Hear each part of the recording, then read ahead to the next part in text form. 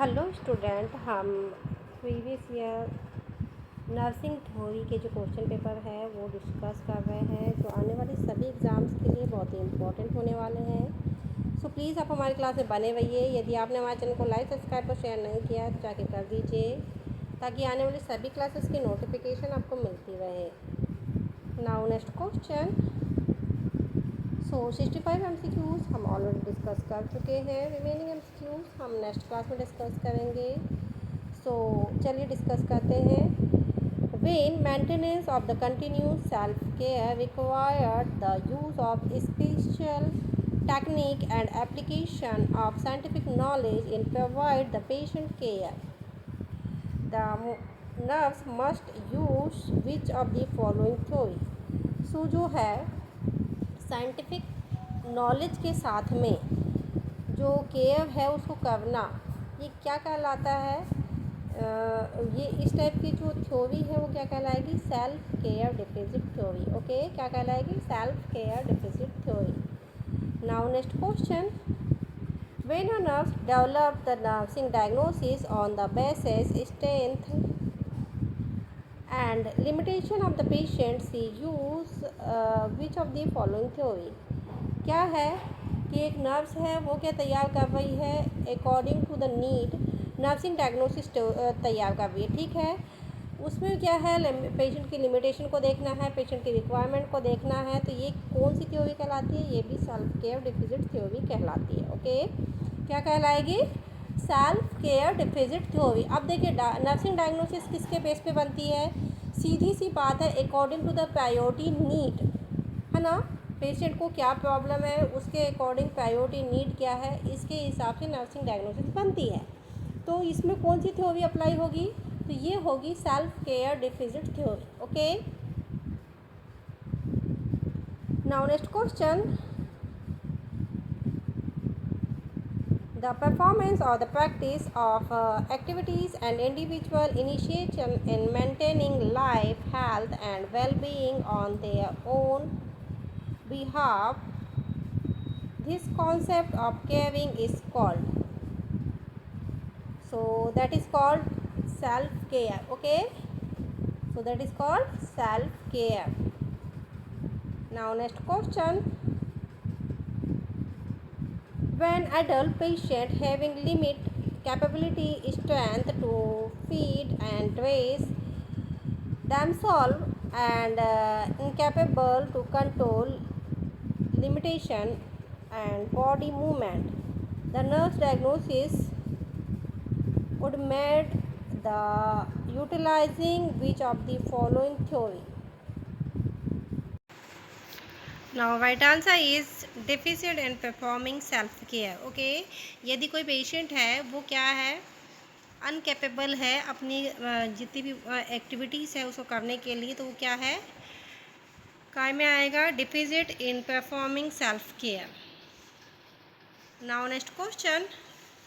According to Orem's theory, the gender, age, development stage, health state and socio-culture organization, healthcare system, family system, living pattern, resources, adequacy and availability is called. तो क्या है?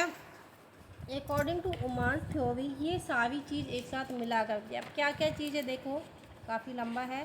Gender, age, development state, health state, socio culture organisation, health care system, family system, living pattern, resources, adequacy and availability एक साथ क्या कहलाती है? Attributory factors. ये जो सारे एक साथ मिलके कौन से फैक्टर कहलाते हैं? Attributory factor. Okay, now next question. Newman stated that the ability of human being to interact with the environment is.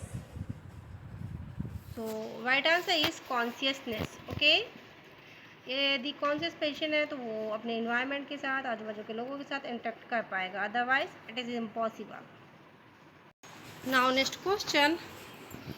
component of Newman's theory is relation to consciousness are. So right answer is all of the above. देखिए तो component क्या क्या होंगे, cognitive awareness and effective awareness, physiochemical maintenance, growth process and immune system. ये सारे एक साथ मिलकर क्या कहलाते हैं, कंपोनेंट कहलाते हैं। कौन सी थ्योरी के, न्यूमैन्स थ्योरी के। Now next question, according to view of Newman's, health encompasses disease and non-disease and is a manifestation of the underlying patterns of. Okay, so right answer is person environment. Okay, ये क्या कहलाएगा, person environment. Now next question, in Newman view, it is to establish a primary relationship with the client for a purpose of identifying meaningful pattern and facilitating of the client action potential and decision making ability. That this is that responsibility of.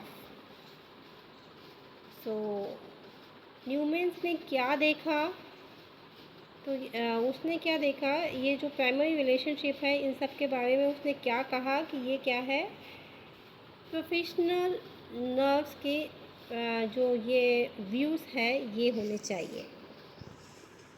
So now next question, the task of nurse is not to try to change the behavior or health patterns to another person, but organize it is the information and use this information. So right answer is in planning patient care. तो क्या होगा कि nurse को क्या करना है कि patient के हेल्थ पैटर्न को और अनदर पर्सन के हेल्थ पैटर्न को ऑर्गेनाइज जो इन्फॉर्मेशन है उसको यूज़ करते हुए क्या करेगी, नर्स प्लानिंग करेगी। ओके, पेशेंट की केयर की प्लानिंग करेगी। Now next question, the system include physical, psychological, socio-cultural, developmental and spiritual variables that interact with internal and external environments. This concept is presented by. तो ये जो concept था क्या, physiological, psychological, सोशियोकल्चर, developmental, spiritual, ये क्या कहलाता है, बैटरी न्यूमैन मॉडल। ओके, क्या कहलाता है, Betty Neuman model. Now next question, so ये थे बहुत ही इम्पॉर्टेंट एमसीक्यू जो नर्सिंग थ्योरी से लिए गए थे। आज से जो हमारा टॉपिक है नर्सिंग थ्योरी ये कंप्लीट हुआ। जो रिमेनिंग अब नेक्स्ट सब्जेक्ट के एमसीक्यूज़ हैं,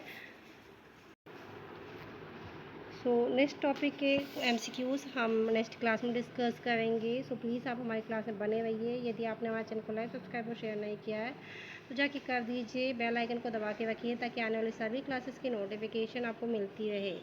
ओके, ये जो थ्योरीज़ है ये हमारे जो एडमिनिस्ट्रेशन से काफ़ी इम्पोर्टेंस है इनका, और हमेशा देखिएगा थ्योरी से रिलेटेड कभी न कभी एमसीक्यूज़ पूछे ही जाते हैं और उन सभी के लिए ये इम्पोर्टेंट होने वाले हैं क्योंकि हमने इसमें ऑलमोस्ट सारी नर्सिंग थ्योरीज डिस्कस की है, नर्स पेशेंट रिलेशनशिप डिस्कस किया है।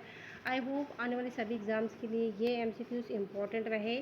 सो प्लीज़ आप हमने हमारे चैनल को यदि लाइक, सब्सक्राइब और शेयर नहीं किया तो जाकर कर दीजिए। बेल आइकन को दबा के रखिए ताकि आने वाली सभी क्लासेस की नोटिफिकेशन आपको मिलती रहे। Thank you for watching.